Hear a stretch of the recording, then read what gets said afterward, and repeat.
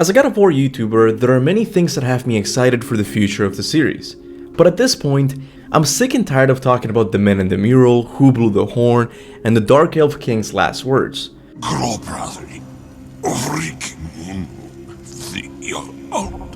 Those story moments are really interesting, but I always go back to this short clip of Corey talking about the future of the series. I have so many things in there that are just setups for much later and much later and really far later. So I'm a lunatic. To this day, this clip haunts me.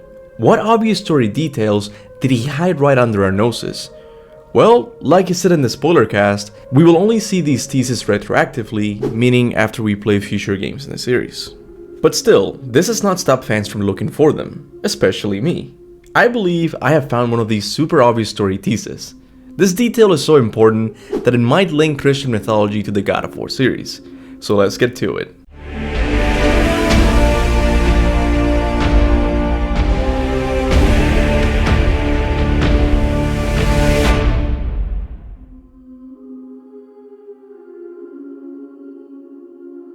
Hey, how's it going guys? Captain Kuba here and welcome to another God of War video. Now, I'm sure a lot of you guys thought I lost my marbles when you saw this thumbnail. Surely Kuba isn't going to tie God of War 2018 to Christianity, is he? Well, sit back and let me explain. The topic of Christianity in the God of War universe is one that goes all the way back to God of War 2. After the development of God of War 1, Corey and David weren't too sure how they would end the trilogy. One of the first ideas they had in mind included Kratos killing Zeus at the start of God of War 3. Then this would create a vacuum in space which would open the way for other mythologies to rush in with the goal to take control of the Greek pantheon for themselves. Kratos' original goal in God of War 3 was to stop all mythologies once and for all. He would battle against Thor, the Egyptian Sphinx, Aztec gods, and all manner of mythological creatures. However, as the story progressed, Kratos would come to the understanding that the only way to stop the gods with any finality was to convince humanity to stop worshipping them. After succeeding with this mission, Kratos would do the thing he always does, unalive himself. Then the game would end with the three wise men or magi following the star of Jesus. This would symbolize that humanity always needed something greater than themselves to believe in. This is why there's a painting of the three wise men in God of War 2. I've also discovered a painting of Jesus being crucified all the way back in God of War 1. So you see, the topic of Christianity is one that has always been discussed in the halls of Santa Monica Studios. So it's very understandable for fans to ask if they would ever visit this belief system with a classic God of War twist. And the answer to this question might be yes. Cory Barlog has already confirmed that Christian mythology is part of the God of War universe, that universe being a bubble universe that contains all mythologies in separate bubbles. Yes, for the time being, that is the best description of the God of War universe. Now if you doubt that Cory Barlog ever said this, you can click on this video's link to learn more about it. But anyway, what is the detail that links God of War 2018 to Christianity? Well, it's not really a hidden detail. It's the name of Faye's axe, Leviathan. When I first heard that the axe would be named Leviathan, I remember hearing this name in church. This is what the Bible has to say about this creature. How many are your works, Lord? In wisdom you made them all. The earth is full of your creatures. There's the sea, vast and spacious, teeming with creatures beyond number, living things both large and small. There the ships go to and fro, and Leviathan, which you formed to frolic there. Now I know you're thinking that there's no way that Brock and Sindri went to ancient Jerusalem and learned about the biblical Leviathan, but don't worry, that's not the theory I'm proposing. How Faye's axe got the name Leviathan is explained in detail in the Lost Pages podcast by Jason Weiser. Once Brock and Sindri finished creating the axe, Brock asked Sindri what its name should be, to which Sindri replied with, "This instrument was born as a mighty foil to the hammer. It will be legend in the hands of an honorable soul. So what is greatest without equal? But these are 9 known realms. The towering peaks of Jotunheim, the blackest depths of hell, the brightest leaves from the deepest roots of the world tree Yggdrasil, or flights of ravens soaring over Midgard's snow-banked hills." Once Brock heard the idea Sindri was going for, he said the following, "Perhaps the great serpent of Midgard methinks, he who dwells beneath the sea and instead its body wraps the world. No greater thing can therefore be." Then Sindri finished the conversation with this, "Then let this blade find trial in a hero's hollowed hand. Let its aim fly straight and true across these ragged lands. Let its purpose find a place high up and further in. Bring us peace and hope once more. Rise now, Leviathan. So yes, the name Leviathan was inspired by none other than Jormungandr himself.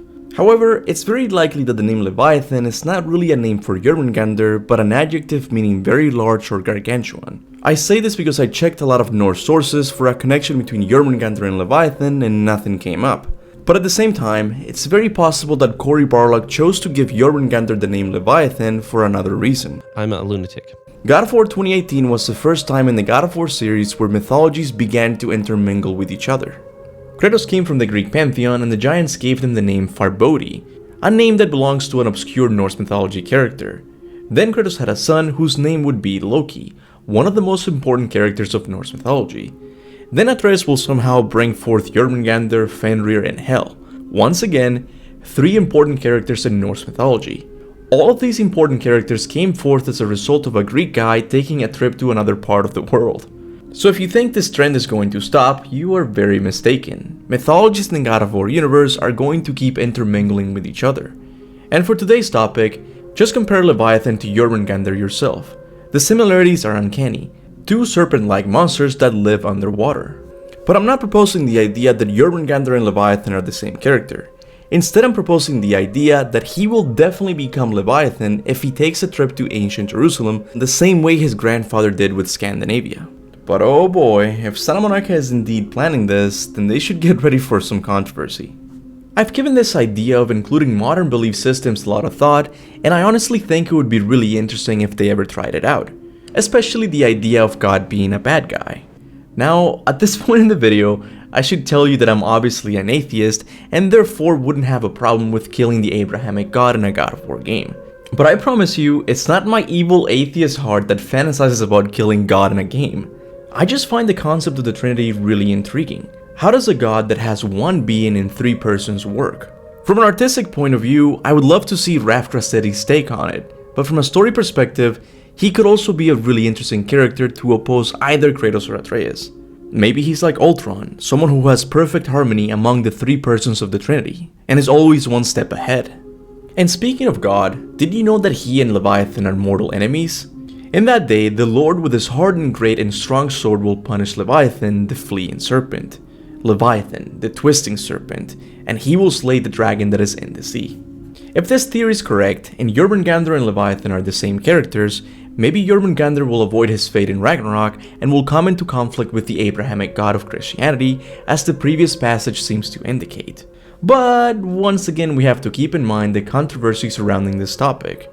My atheist brothers and sisters are all probably okay with having a God of War game tackle the Abrahamic myths, but there's still a large group of people that take these stories seriously, and most likely they will not like the idea of a Moses boss fight. But what was great about that though was the weapons. It was like Kratos had the 10 commandments and he was like, "Thou shalt not kill." Awesome. So most likely Santa Monica will try to avoid a PR scandal and just go to a different pantheon. This is totally understandable, but it hurts thinking about the idea that I won't be able to play a game like this during my lifetime, because let's be honest, a game where you kill the Abrahamic God won't be acceptable for a long time.